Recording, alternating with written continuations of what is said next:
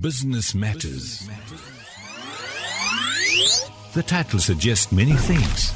The important issue is the world revolves around business, society, organizations, individuals, and even religion survives and thrives because of business. Business has to encompass not just financial commodity and service transactions. It has also to include welfare, justice, empowerment, environmental, and other issues too. Every week, Business Matters will delve into aspects of business that impact our lives. We will seek out extraordinary and ordinary people who have done extraordinary things. Facilitators, educators, and entrepreneurs will be invited to inspire and enlighten our listeners. Join Anwar Mullah for an interactive show and find out what really matters in business.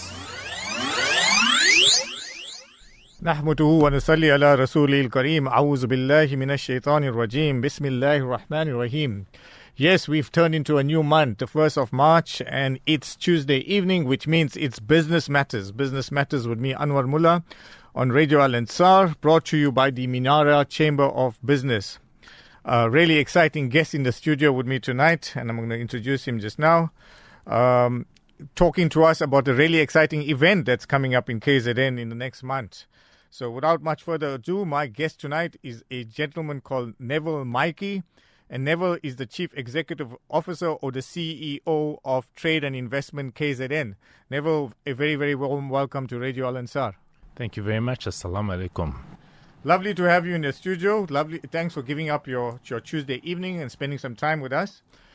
Neville, before we get into the gist of tonight's program, which is basically talking about the World Halaal Day, which is a really exciting opportunity coming to KZN sometime during the March, but I'm not going to steal your thunder. You're going to tell us more about that.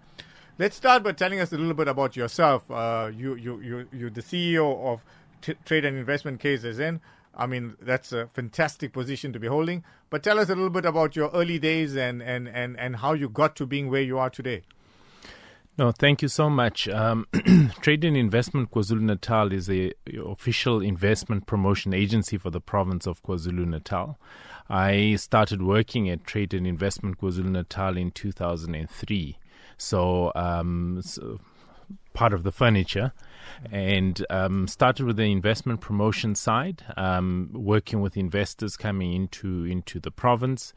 Then during the credit crunch, I then set up the business retention unit, specifically focusing on servicing all the investors that had already invested but were having challenges.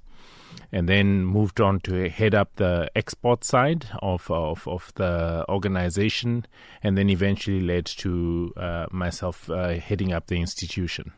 Trade and Investment KZN, is it a government organization funded by government, or where do you fit in? Yes, we are 100% owned by, and our shareholder being the Provincial Department of Economic Development, Tourism and Environmental Affairs.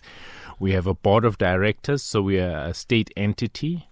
The chairperson of the board is Ms. Ina Cronier, former MEC for Finance, and we've got also board members who come from a broad spectrum of industry. And I report to the board and also directly into our mother Department of Economic Development, Tourism and Environmental Affairs, to MEC Ravi Pillay.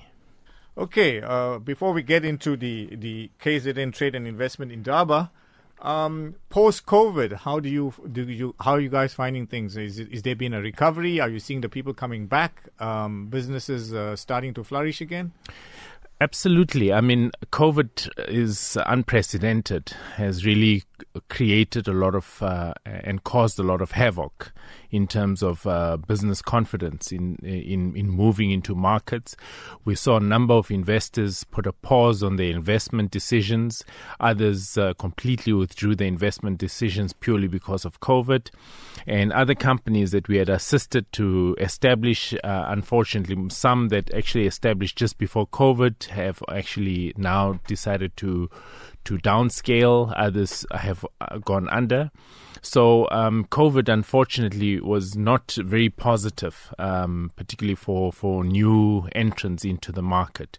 But within that, A lot of the companies that have already been existing within KZN have continued operation.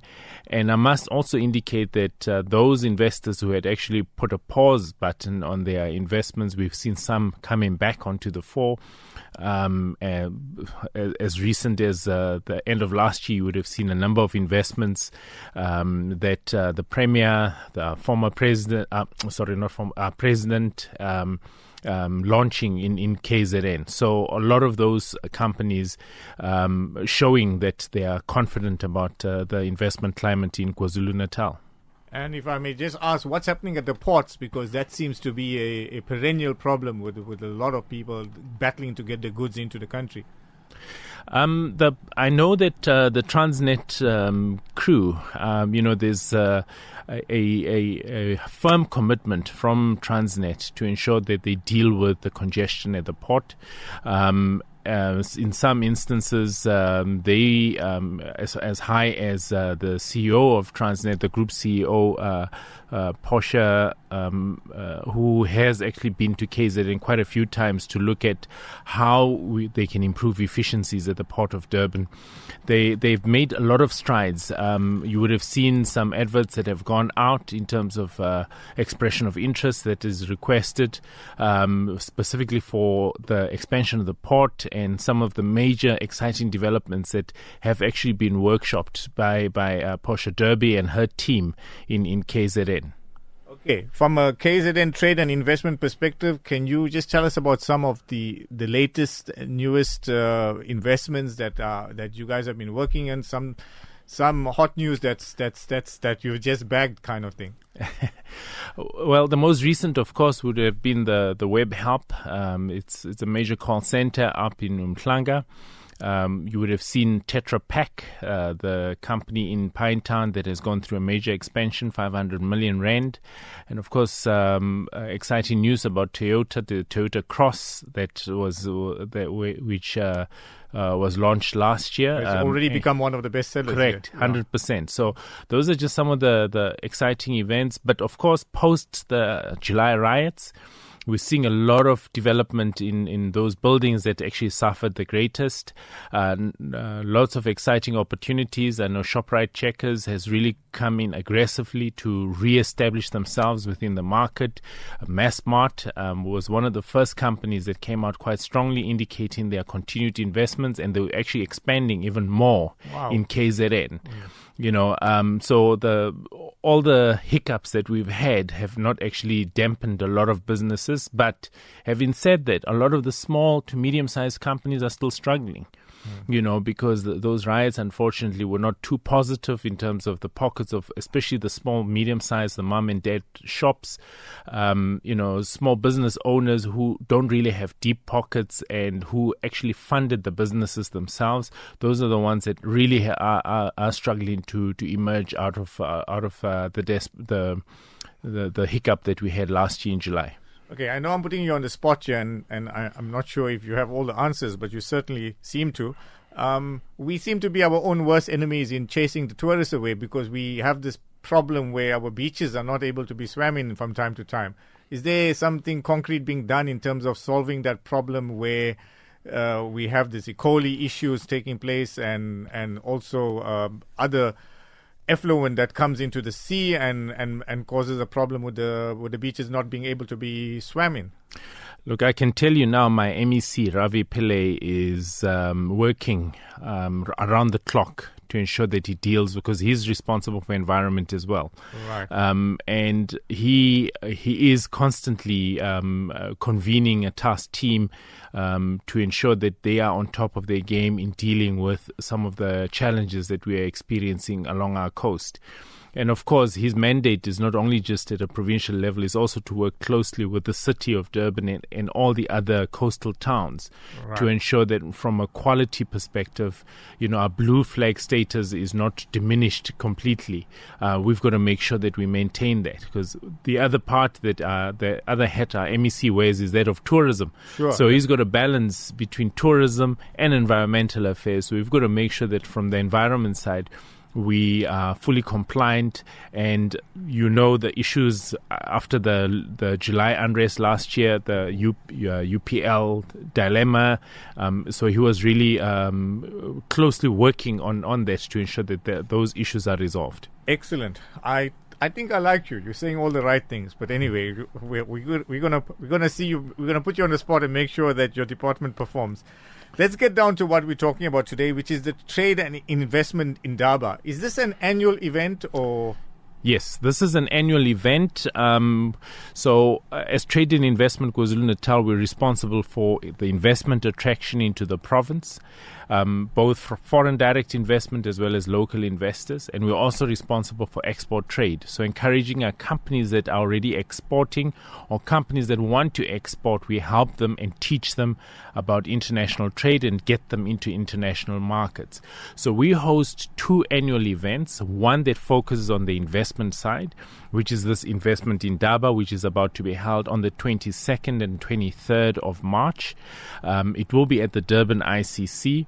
And this year we have been working closely, and we worked with United World Halaal group, which is in Singapore, that actually have a World Halal Day status, which has been rotating in different countries. This year it will be hosted right here in Durban, under the auspices of the Trade and Investment KwaZulu-Natal. So in partnership with the team from Singapore, we will actually be hosting not only our investment in Indaba, but also World Halal Day. Wow. Why halal? It's a huge market. Right. I've personally been to different halal markets, Singapore, Malaysia, Indonesia, the Gulf states, a number of them where I've actually realized there's a huge market for the halal products. You will see the Western Cape has done a lot of work from a tourism side on the halal space, but right. We are purely focusing on the entrepreneurship in terms of products that actually support the halal market. So annually, we've been taking companies to Gulf Foods and other international platforms where they can showcase their products. But this year, we wanted to bring the conference here to Durban. And as part of that will also be an exhibition to showcase what KZN can produce in terms of the halal space. Yes, speaking about the halal tourism, I was in Cape Town about 10 days ago, and one thing that struck me and stood out is walking through the waterfront in the Cape waterfront and in some of the touristy places, one could hear Arabic being spoken or Middle Eastern languages being spoken all the time, and the tourists are back in the Cape. I can tell you that much. You can hear all the foreign accents. But one thing that stood out was there's a lot of Arab tourism coming through to the Western Cape. We don't seem to be attracting that type of tourists to KZN. Well, I don't think we're attracting a fraction of the tourists that come through to Cape Town and then go through to the Kruger Park and maybe Sun City. So we a little bit on the backwaters down here. I wouldn't really call it backwaters. You must remember that each destination, what appeals to you may not necessarily appeal to me in terms of a destination. In terms of the international market, most certainly we don't attract the volumes that Cape Town does, and our focus has been purely as a first start was to try and create linkages for the tourists to come directly into Durban. Hence, you would have seen in the last few years, unfortunately, COVID created problems for us, sure. But we had already gotten good traction, but we're getting back there. The Emirates flying directly to Durban, Qatar Airways flying directly to Durban, and of course, at one stage, Turkish Airlines, we had British Airways, we had a number of these airlines flying directly to Durban. That was one of our commitments towards trying to get the tourists directly into Durban rather than routing them through Gauteng. So there is a committee that sits chaired by Tourism KZN as well as Dubai Trade Port. I form part of that committee as a sister entity of the two entities, in order to not only deal with the tourists, but I focus on the belly of the aircraft because it's going to come in full, leave full. So that's how we've been able to balance that. So most certainly efforts are there to continue the attraction of tourists into KZN. You mentioned tourists from the Gulf. That's the next phase of our program. The first is to ensure that from a product perspective, we can produce and become the number one producer of halal products, not only in South Africa, but in the continent. That is our aim. Wow. Okay. Hence, we're focusing purely on the manufacturing side and the industry side. Right. Then the second half of that would then be to deal with our establishment. Are they now halal friendly? Are they able to accommodate tourists that that have embraced Islam and are able to ensure that we are able to cater for them? Wow. I see Emirates are back, Qatar is back, British Airways and Turkish not so, but is there plans to get them back shortly? Absolutely. We are definitely committed towards that. We are having discussions with them.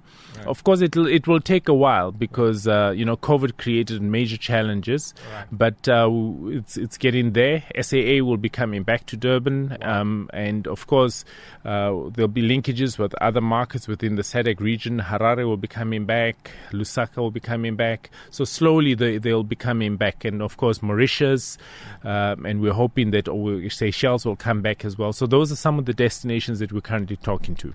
Excellent. Neville, unfortunately we have to stop and take a bit of a break for the news, and we'll be back in roughly 10 minutes time, and then we're going to continue the discussion on the KZN Trade and Investment Indaba, and specifically on the Halal Day, which is going to be excitingly right here in Durban. So let's take a break.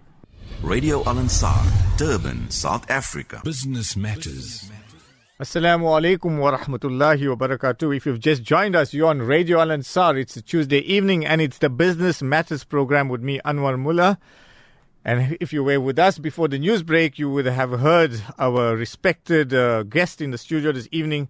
Really, really interesting person. And he is the CEO of Trade and Investment KZN, Mr. Neville Matjie, is filling us in on some of the exciting events that are taking place in Durban or in KZN, and nothing more exciting than the Trade and Investment Indaba that's taking place in March. Neville, the dates of this Indaba? The Indaba will be between the 22nd to the 22nd, 23rd and 24th. Okay. But I'll qualify the 24th, the Presidential Investment Conference in Gauteng will be taking place.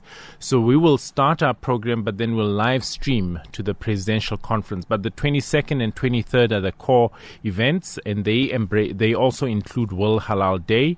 And our partners in this, Minara Chamber, has really worked very closely with us to ensure that we market World Halal Day for KwaZulu-Natal, and we're very thankful to them, as well as other agencies such as Sanha and all the other rating agencies who've really been our partners. Okay, World Halal Day is what we're focusing on, right? Is this a day that's celebrated annually in the Muslim countries, or where does this World Halal Day come from? Yes, it is celebrated annually. Most times it's either end of October, beginning of November. We were supposed to have held World Halal Day 2 years ago in Durban, but COVID created its challenges. Then we moved it to last year. And of course, when we got close to the date of World Halal Day last year, we had the wave here in KZN, and unfortunately we had to just take components of it online. Right. And this year we've decided to go ahead with it, albeit it's now in March. We felt it's important that we still deliver the World Halal Day, because it's not just about the day, it's also about the intent. The intent is to promote entrepreneurship and to promote companies that are producing products that are entering the halal space. Okay, just to put it into perspective, the World Halal Day or the Indaba that's taking place, is there a world organization that decides on which country hosts this each year, and how far in advance is this done? Or do you get allocated this? How do you? Does it go like the World Cup? Everybody kind of bids for it, and then they decide on who to give it to. We're working closely with an organization called United World Halal Group, which is stationed in Singapore. Right. And this group actually has had World Halal Day as a brand that has been moving from one country to the other. The last country that hosted World Halal Day was Samara, which is in the Russian Federation, which was 2019, just before COVID hit us. Yeah. And then we went to Samara and we got the key to host it for 2020. Unfortunately, COVID then delayed us. This year, we're supposed to hand over the key now to the Tatarstan, which is another republic within the Russian Federation that also has a great population of Muslim. And they also host a number of halal-related events. Okay. So I don't think they'll be able to join us because of course, some of the challenges that we're witnessing currently in Europe. Yes, with what's happening in Ukraine, I think it's going to be a bit of a challenge, but hopefully you don't have exhibitors that pull out at the last moment. But let's talk about the exhibitors. I mean, how many countries are you expecting to come out here? Currently, we've got an indication of about 15 countries. Wow. Okay. And whether they all are able to come through because of the challenges, we're still monitoring that quite extensively at the moment. But so far, 6 have already given us a lot of the information. So we're just hoping that it'll build up and grow up to that number of 15 countries. So that it's not just exhibitors, it'll also be potential investors into the sector, because we don't want people only bringing in product. We're looking at people who want to buy our product also and take it to their markets, or those investors who are interested in investing in KZN or those that are looking for partners. Okay, excellent. I mean, these 6 countries that have definitely confirmed that they're coming, in inverted commas, plus you're expecting plus or minus 15 countries. Are these official delegations of those countries? Yes. Those will be official delegations that will be coming through for the World Halal Day here in Durban. And we're quite excited about it because, again, as I've mentioned with our partners here in KZN, Minara Chamber has really worked hard in supporting our event and ensuring that we can ensure great presence of KZN-based companies. A lot of the Minara Chamber companies will also be participating. Well, I was just about to ask that. It says locally, as in South African companies. Do you have many people from South African companies that are going to be exhibiting their products? Yes, we will be. Currently, we are finalizing the details around the exhibitors, but so far, as I'm speaking to you, there's over 100 companies that have already taken exhibition space. It will be at the ICC. Okay, without giving away too much, you want to talk about what type of industries these people will be coming from? Yeah, mostly the manufacturing sector, others that are in the food sector, and others that are in the clothing sector. The modest clothing is a huge market that we've seen globally really growing. Apparently, the next biggest show outside of New York Fashion Week is that one that focuses on modest clothing that is hosted in London. Wow, I didn't realize it was that big. It's huge, and unfortunately, we couldn't do it quite at the same extent as what you see globally, because KZN, unfortunately, we need to eventually embrace how the showcasing of clothing is done. But that's a discussion for the future. Well, hopefully we're going to have something like that in the future. Definitely for the future. But we will be having companies that will showcase. We will put mannequins that are able to showcase the modest clothing, and that's another huge market that is growing. So that's one area that we'll also be marketing and promoting. Excellent. From a public participation point of view, are we going to be able to come in there and see some of what is happening and product as well? Absolutely. It will be free to the public, but you must register. So there is a website on a TIKZN website, www.tikzn.co.za, where you'll be able to register. But we'll be going on an aggressive marketing drive where we'll be showcasing and of course marketing World Halal Day, and with our partners as well, Al Baraka Bank and all the others, they'll also be on board.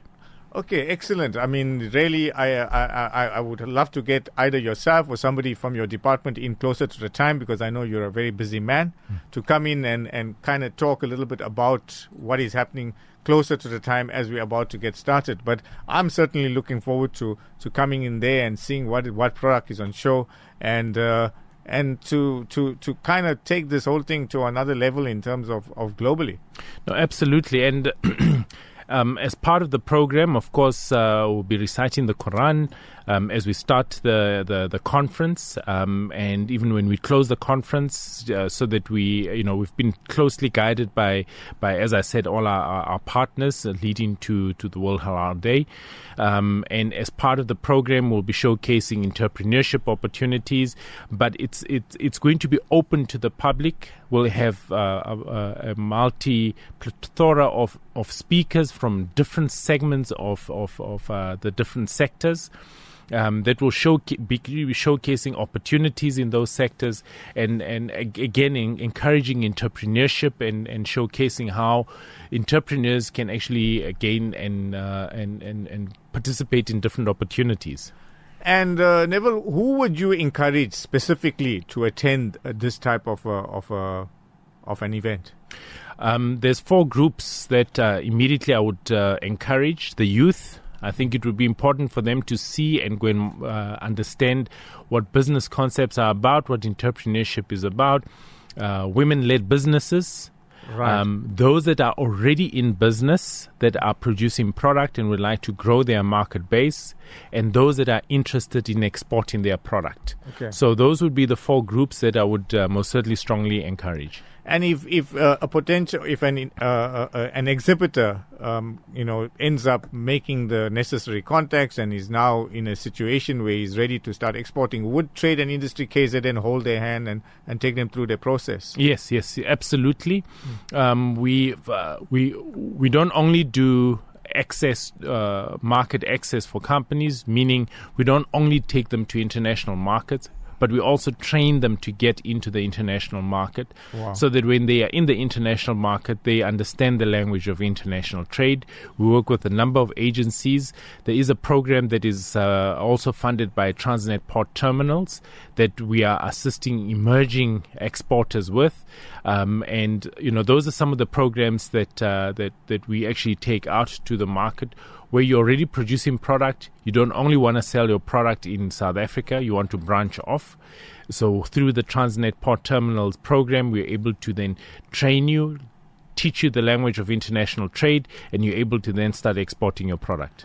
And if somebody who's listening to us tonight decides that they still want to be part of this, but they haven't as yet booked a stall or been, or is there still opportunity to take on people? Absolutely. There is an opportunity. It may not be an opportunity to showcase your product, but it's most certainly an opportunity to participate in the program. And most certainly would welcome delegates from KwaZulu-Natal. Okay, excellent. Neville, certainly been very, very enlightening, I think, speaking to you tonight. From your perspective, Trade and Industry KZN, message to the Muslim community. This is a great opportunity for you to come and meet businesses, not only global businesses, but even our own South African businesses. Sometimes you don't know what your neighbor is doing until you start talking to your neighbor. So that's one area that this platform will create that opportunity for you to see what other businesses are doing, see how you can participate, and most certainly reach out to Minara Chamber as well to see how you can also have greater participation within our show. We strongly encourage, the halal sector is a sector that has been kept quiet, and through the initiatives and efforts such as for individuals such as Solly Suleiman, Ibrahim Patel, they've really done a lot to market and position the halal sector. And those are people that, we need to continue embracing and talking to, because through their leadership, we're able to see greater development in terms of the halal sector. Ibrahim Patel has been the one really pushing a lot in terms of the sector, taking delegations to Malaysia, to Indonesia, etc.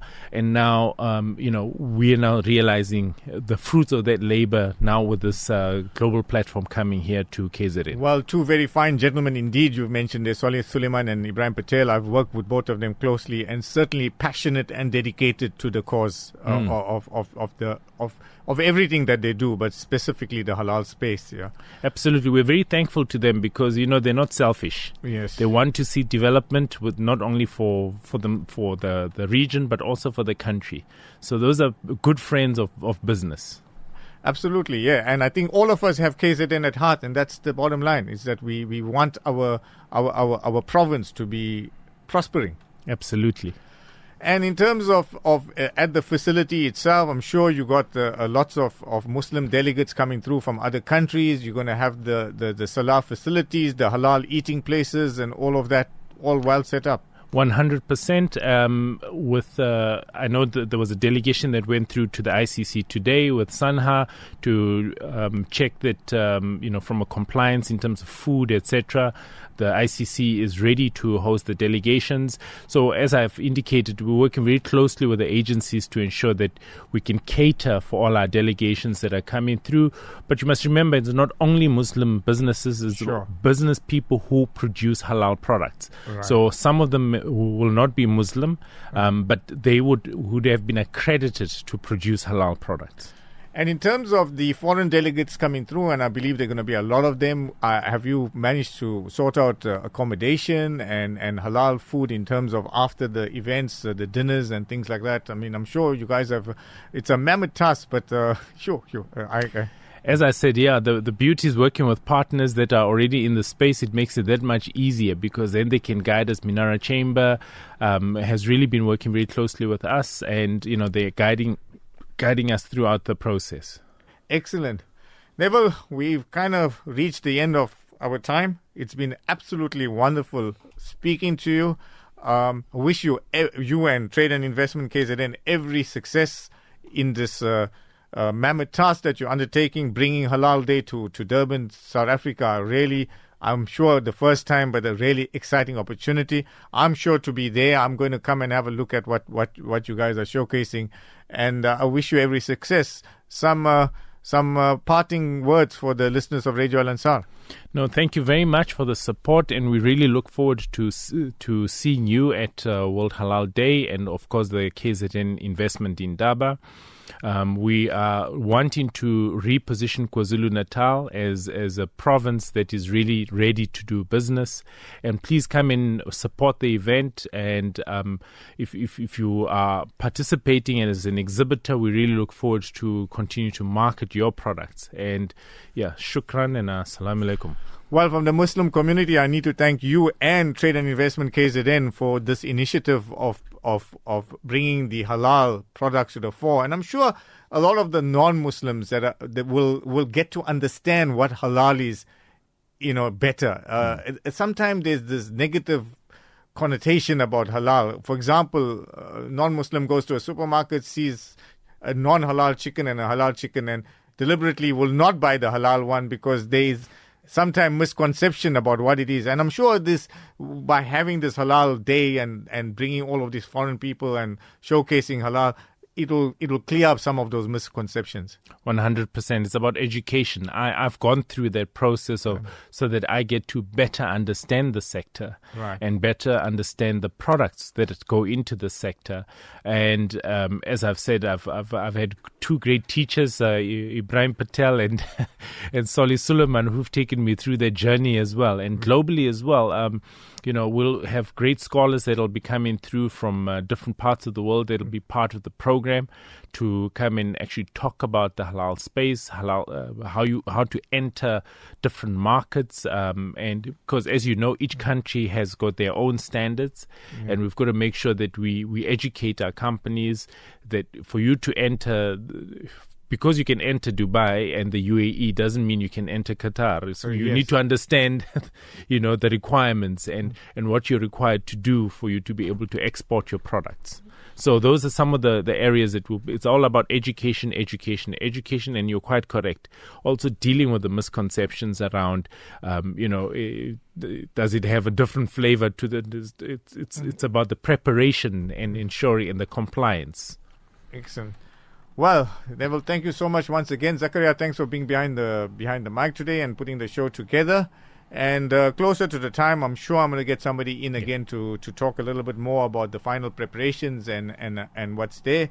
And those of you who maybe didn't know about this World Halal Day and still want to get involved, get hold of Amina at the Minara Chamber offices. Let her give you a little bit more information and maybe even get to showcase your product in some way or the other at the fair if it's not too late.